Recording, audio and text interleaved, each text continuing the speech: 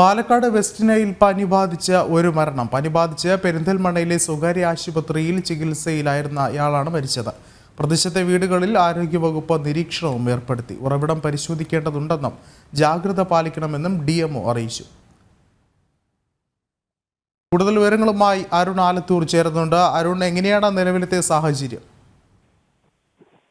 പാലക്കാടും west Nile മരണം ഉണ്ടായിരിക്കുകയാണ്. 67കാരനാണ് west Nile പനി ബാധിച്ച് മരിച്ചത്. കാഞ്ഞിക്കുളം സ്വദേശിയാണ് പനി ബാധിച്ച് മരിച്ചത്. പെരിന്തൽമണ്ണയിലെ സ്വകാര്യ ആശുപത്രിയിൽ ചികിത്സയിൽ കഴിയുന്നതിനിടെയാണ് മരണം സംഭവിച്ചിരിക്കുന്നത്.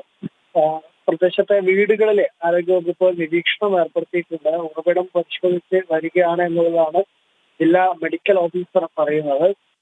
ഈ തൃശ്ശൂരിലും മലപ്പുറത്തും കോഴിക്കോടുമൊക്കെ ഈ വെസ്റ്റ് നൈല് പനി സ്ഥിരീകരിച്ചതിന് പിന്നാലെയാണ് ഇപ്പോൾ പാലക്കാട് ജില്ലയിൽ കൂടി ഇത്തരത്തിൽ വെസ്റ്റ് നൈൽ പനി സ്ഥിരീകരിച്ചിരിക്കുന്നത്. പ്രത്യേകിച്ച് ഈ കൊതുകുകൾ പരത്തുന്ന ഈ രോഗം തടയുന്നതിന് വേണ്ടി കൂടുതൽ എവിടെ നിന്നാണ്, ഏത് ഭാഗത്തു നിന്നാണ് ഈ 67കാരന് പനി ബാധിച്ചിരിക്കുന്നത്, ഇതിന്റെ ഉറവിടം കണ്ടെത്തുക എന്നുള്ളതാണ് ഏറ്റവും ആദ്യം ചെയ്യേണ്ട നടപടി എന്നുള്ളതാണ് ആരോഗ്യവകുപ്പ് പറയുന്നത്. അതുകൊണ്ട് തന്നെ എത്രയും വേഗം ഉറവിടം കണ്ടെത്തുന്നതിന് വേണ്ടിയുള്ള ശ്രമത്തിലാണെന്നുള്ളതാണ് ആരോഗ്യവകുപ്പ് പറയുന്നത്.